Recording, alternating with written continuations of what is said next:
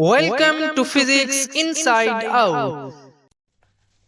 Physics inside out लाया आज आपके लिए experiment to verify that time period is independent of mass of bob for the simple pendulum. सबसे पहले इस एक्सपेरिमेंट में आप देखेंगे introduction to the experiment, operators की डिस्क्रिप्शन, ऑब्जर्वेशंस, कैलकुलेशंस और फाइनली उसका रिजल्ट। इस एक्सपेरिमेंट को परफॉर्म करने के लिए जो ऑपरेटर्स हम यूज़ करते हैं इस सेक्शन में वो ऑपरेटर्स आप देख रहे हैं। तो लीजिए बात करते हैं सबसे पहले इंट्रोडक्शन ऑफ एक्सपेरिमेंट की। डिफाइन करते हैं सिंपल पेंडुलम को। Simple pendulum consists of isolated mass suspended by a light, flexible and inextensible string to a frictionless support। जब पेंडुलम को अपनी मीन पोजीशन से डिस्टर्ब किया जाता है तो ये वाइब्रेटरी मोशन परफॉर्म करता है। अगर हम एम्पलीट्यूड को समान रखें तो उसके टाइम पीरियड के लिए जो रिलेशन आता है वो होता है T is equal to 2 pi square root of L over G। इस इक्वेशन में L उसकी लेंथ है सिंपल पेंडुलम की और G acceleration due to gravity है। इस इक्वेशन में चूंकि मास इन्वॉल्व नहीं है तो हम कह सकते हैं कि उसका टाइम पीरियड मास पे डिपेंड नहीं करता। ये उस ऑपरेटर्स की लिस्ट है जो इस एक्सपेरिमेंट को परफॉर्म करने के लिए रिक्वायर्ड है। इसमें 3 metallic bobs of different size चाहिए होते हैं: thread, stop watch, split cork और hook, iron stand with clamps, vernier calliper, metre rod, piece of chalk और मार्कर और बैलेंस। इस एक्सपेरिमेंट को परफॉर्म करने के लिए जो हम ऑपरेटर्स यूज कर रहे हैं वो आप देख रहे हैं।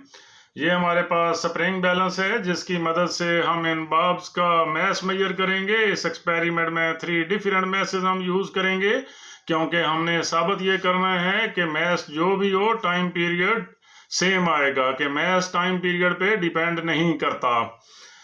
ये वर्नियर कैलिपर है जिसकी मदद से हम इन बॉब्स का डायामीटर मेजर करेंगे और फिर डायामीटर से रेडियस फाइंड आउट करेंगे। ये हमारे पास हैंगर है जिसके साथ हम बॉब को हैंग करेंगे।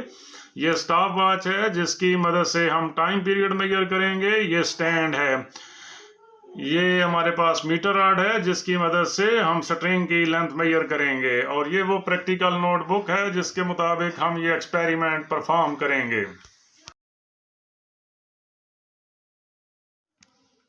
इस एक्सपेरिमेंट को परफॉर्म करने के लिए सबसे पहले हम इस वर्नियर कैलिपर का लीस्ट काउंट फाइंड आउट करेंगे। लीस्ट काउंट फाइंड आउट करने के लिए हमने सबसे पहले क्या नोट करना है? Smallest division on the main scale. ये वर्नियर कैलिपर है, ये वर्नियर कैलिपर की मेन स्केल है, ये वाली वर्नियर कैलिपर की वर्नियर स्केल है। अब हमने देखना यह है कि इस पे स्मॉलेस्ट डिवीजन क्या है मेन स्केल पे। इस पे आप देख रहे हैं कि डिजिट्स हैं 0, 1 centimetre, 2 centimetre, 3 centimetre and so on. 0 और 1 के दरमियान 10 लाइंस हैं, इसलिए हर लाइन जो है वो 1 मिलीमीटर को जाहिर करती है। तो smallest division on the main scale क्या हो जाएगी? 1 मिलीमीटर। अब इन मिलीमीटरों को सेंटीमीटरों में कन्वर्ट करने के लिए इसको 10 पे डिवाइड करेंगे तो ये सेंटीमीटर बन जाएंगे 0.1 सेंटीमीटर। उसके बाद हमने दूसरी चीज जो नोट करनी है वो है number of divisions on the vernier scale. ये वर्नियर स्केल है, इसमें इस चीज का खास ख्याल रखना है कि ये जो डिजिट्स हैं ये नहीं देखने, आपने लाइंस काउंट करनी है। इस पे 20 लाइंस हैं तो यहाँ पे हम लिख देते हैं number of divisions on the vernier scale that is 20। अब हम वर्नियर कांस्टेंट फाइंड आउट कर लेते हैं। Smallest division on the main scale वो क्या आ रही थी? 0.1 centimetre divided by total number of divisions on the vernier scale वो क्या आ रही हैं? 20। जब हम 0.1 को 20 पे डिवाइड करेंगे तो आंसर आएगा 0.005 सेंटीमीटर। अब हम देखते हैं कि ये जो हमारा वर्नियर कैलिपर है इसमें कहीं जीरो एरर है या नहीं। जीरो एरर फाइंड आउट करने के लिए हमने देखना है कि क्या मेन स्केल का 0 और वर्नियर स्केल का 0 कोइंसाइड करते हैं या नहीं। तो यहाँ पर आप देख रहे हैं कि मेन स्केल का 0 और वर्नियर स्केल का 0 कोइंसाइड कर रहे हैं, इसलिए हमारे इस इंस्ट्रूमेंट में कोई जीरो एरर नहीं है। तो यहाँ पे हम नोट कर लेंगे जीरो एरर निल। जब जीरो एरर नहीं है तो जीरो करेक्शन भी नहीं होगी। स्प्रिंग बैलेंस की मदद से अब हम अपने तीनों बॉब्स का मैस मेजर करते हैं। इस स्केल पे N लिखा हुआ है, N से मुराद है न्यूटन, यहाँ से फोर्स मेजर होती है और यहाँ से G से मुराद है ग्राम, यहाँ से मैस मेजर होता है, तो हमने मैस मेजर करना है। तो इसमें सबसे पहले देखते हैं कि इस इंस्ट्रूमेंट में कोई ज़ीरो एरर तो नहीं है, क्योंकि इसकी नीडल ज़ीरो पर ही है, इसलिए इसके अंदर कोई ज़ीरो एरर नहीं है। अब जो मैस मेजर करना है वो भी नोट कर लें। वो कैसे नोट करेंगे? 0 और 50 के दरमियान 10 लाइन्स हैं, तो इसलिए हर लाइन 5 ग्राम को ज़ाहिर करती है। तो लीजिए, अब हम सबसे पहले सबसे बड़े बाब का मैस मेजर करते हैं। अब यहाँ से आप देखें तो 4 लाइंस आ रही हैं, क्योंकि हर लाइन 5 ग्राम को ज़ाहिर करती है, तो 4 लाइंस कितने को ज़ाहिर करेंगी? 4 मल्टीप्लाइड बाई 5। 4 को 5 से मल्टीप्लाई किया जाए तो 20 आ जाता है, इसलिए इस बाब का जो मैस है वो 20 ग्राम है। अब बाब नंबर 1 का मैस हम यहाँ पे नोट कर देते हैं। मैस ऑफ बाब M, ये है 20 ग्राम। अब हम अपने सेकंड बाब का मैस निकालते हैं। ये सेकंड बाब हम इसके साथ लटका रहे हैं।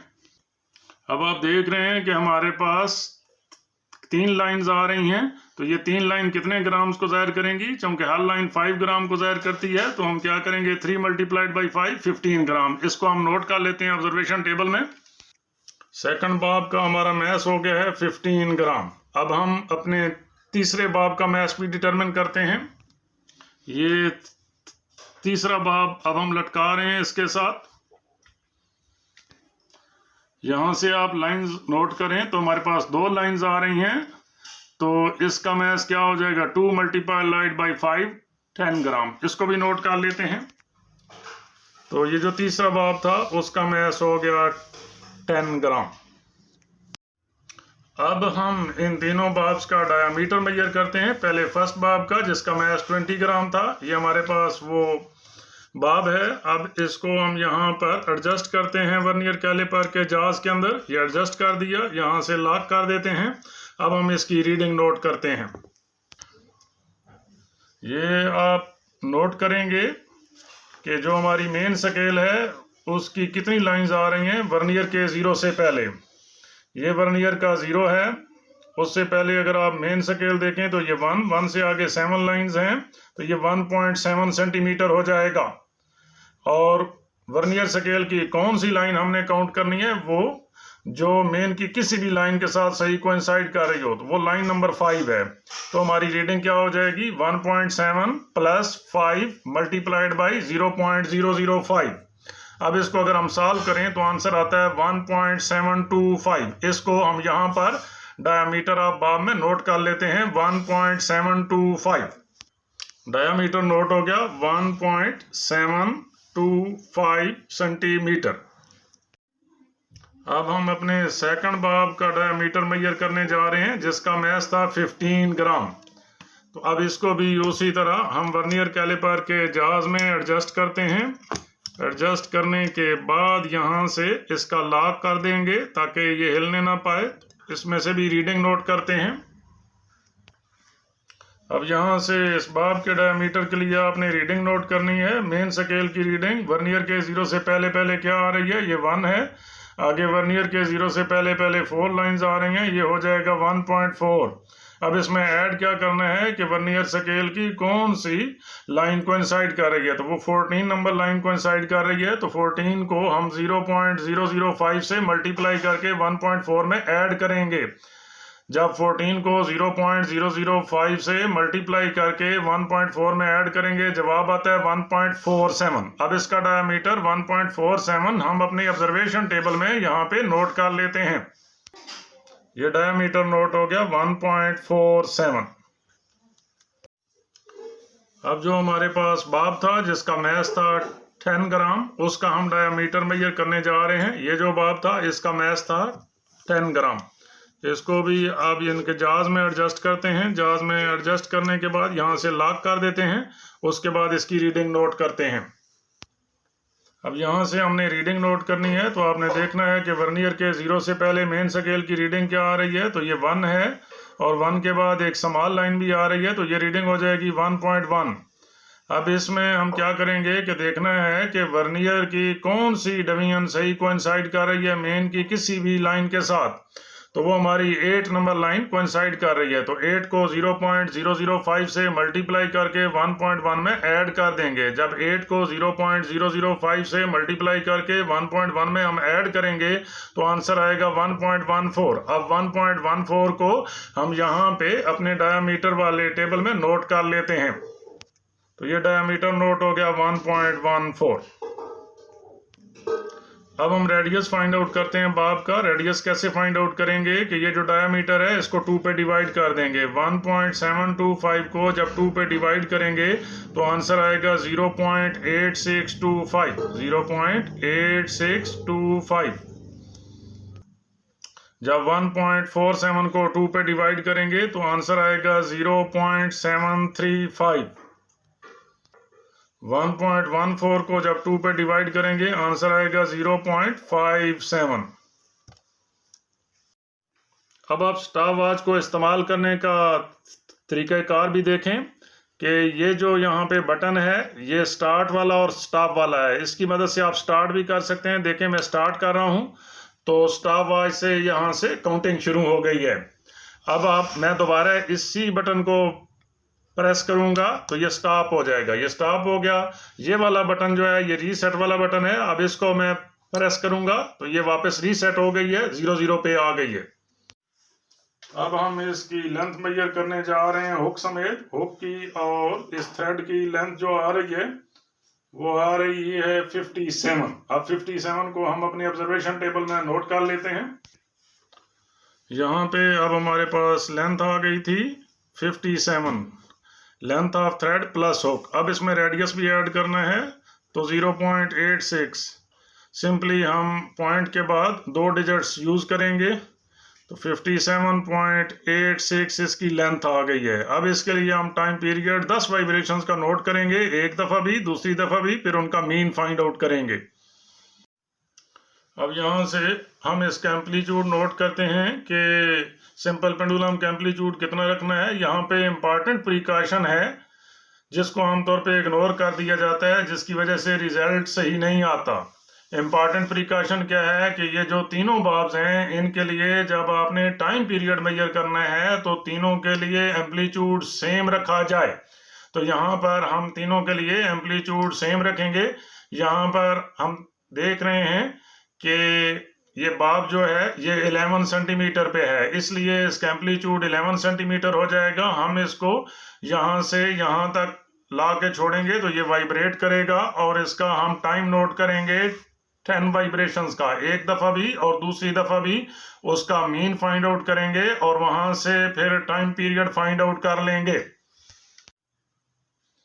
अब हम पेंडुलम को वाइब्रेशन देते हैं, यहाँ पे ला के छोड़ते हैं 0 1 2 3 4 5 6 7 8 9 10।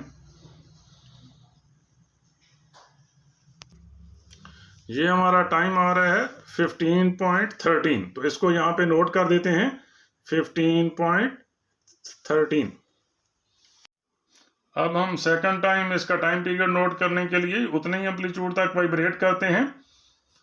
0 1 2 3 4 5 6 7 8 9 10। अब हमारा टाइम आ रहा है 15.16, उसको यहाँ पे नोट कर देते हैं 15.16। हम इनका मीन निकालेंगे, इसको 10 पे डिवाइड करेंगे तो टाइम पीरियड आ जाएगा। जिस बाब का मैथ था 15 ग्राम, अब हमने उसको अटैच कर दिया है। अब इसकी भी लेंथ मेजर करते हैं। ये लेंथ मेजर कर रहे हैं हुक की और थ्रेड की लेंथ। ये आपको नजर आ रहा है कि ये आ रही है 57.1। इसको ऑब्जर्वेशन टेबल में नोट कर लेते हैं।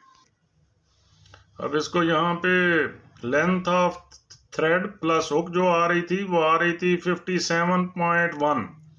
57.1 में ये 0.73 ऐड करना है तो ये आ जाएगा 57.83। अब इसके लिए भी हम 2 दफ़ा 10 वाइब्रेशंस का टाइम नोट करते हैं, जैसा कि हमने पहले मैस का ये टाइम पीरियड नोट किया था। अब इसका एम्पलीट्यूड भी हमने 11 सेंटीमीटर ही फिक्स करना है, क्योंकि जो पहली ऑब्जर्वेशन थी उसके लिए भी एम्पलीट्यूड 11 सेंटीमीटर ही था। अब हम इसको वाइब्रेट करते हैं उतने ही एम्पलीट्यूड तक, 11 सेंटीमीटर तक। 0 1 2 3 4 5 6 7 8 9 10। ये हमारे पास टाइम आ रहा है 15.37। इसको यहाँ पे नोट कर लेते हैं 15.37। अब दोबारा इन्हीं 10 वाइब्रेशंस का टाइम नोट करते हैं। अब इसको हम दोबारा 11 सेंटीमीटर तक डिस्प्लेस कर रहे हैं। 0 1 2 3 4 5 6 7 8 9 10। अब ये टाइम हमारे पास आ रहा है 15.31। इसको यहाँ पे हम नोट कर लेते हैं 15.31। इसके बाद अब हम क्या करेंगे कि जो तीसरा मैच था, जिसका मैच था 10 ग्राम, उसको हम अटैच करेंगे स्ट्रिंग के साथ और उसका भी 2 दफ़ा 10 वाइब्रेशंस के लिए टाइम नोट करेंगे। ये अब हम इसकी लेंथ मेजर कर रहे हैं। ये लेंथ आ रही है 57.3। इसको नोट कर लेते हैं। ये हमारे पास इसकी लेंथ है 57.3, तो उसमें ये 0.57 ऐड करना है, तो ये आ जाएगा 57.87।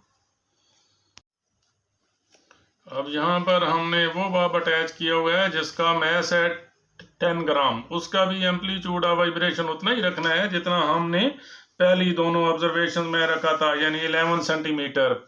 यहाँ पर ये बात भी अच्छे तरीके से ज़हन नशीन कर लेनी चाहिए कि ये एम्पलीट्यूड समान होना चाहिए, क्योंकि जब हम इसके टाइम पीरियड का रिलेशन डिराइव करते हैं तो उसमें ये अज्यूम करते हैं कि एम्पलीट्यूड मस्ट बी स्मॉल। अब बाब को हम 11 सेंटीमीटर तक डिस्प्लेस कर रहे हैं। ये डिस्प्लेसमेंट हो गया। काउंट करते हैं 0 1 2 3 4 5 6 7 8 9 10। हमारा टाइम आ रहा है 15.22। तो यहाँ पे नोट कर देते हैं 15.22। अब दूसरी दफ़ा भी हम यही टाइम नोट करते हैं। इस बाब को अब हम डिस्प्लेस करते हैं 11 सेंटीमीटर तक। ये डिस्प्लेसमेंट हो गया। काउंटिंग करते हैं 0 1 2 3 4 5 6 7 8 9 10।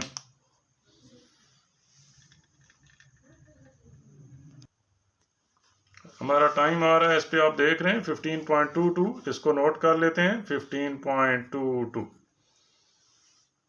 ऑब्जर्वेशन एंड कैलकुलेशन में सबसे पहले हमने लीस्ट काउंट फाइंड आउट किया था वर्नियर कैलिपर का। लीस्ट काउंट या वर्नियर कांस्टेंट का ये फार्मूला है और इसमें वैल्यू सब्स्टिट्यूट करके हमने वर्नियर कांस्टेंट फाइंड आउट किया था, 0 एरर फाइंड किया था, 0 करेक्शन फाइंड आउट की थी। और ये आप कंप्लीट ऑब्जर्वेशन विद कैलकुलेशन देख रहे हैं और इसमें ये नज़र आ रहा है कि मास ऑफ बाब जो है वो चेंज हो रहा है, लेकिन उसका टाइम पीरियड कांस्टेंट रह रहा है। इसी चीज़ को हम इस एक्सपेरिमेंट का इन्फेरेंस या रिजल्ट कहते हैं कि टाइम पीरियड डिफरेंट मैसेज के लिए सेम आ रहा है। इट मींस के टाइम पीरियड बाब के मैस पे डिपेंड नहीं करता। मजीद एक्सपेरिमेंट्स और लेक्चर्स के लिए फिजिक्स इनसाइड आउट को सब्सक्राइब करें। नए वीडियोस की नोटिफिकेशन के लिए बेल आइकन को क्लिक करना मत भूलें।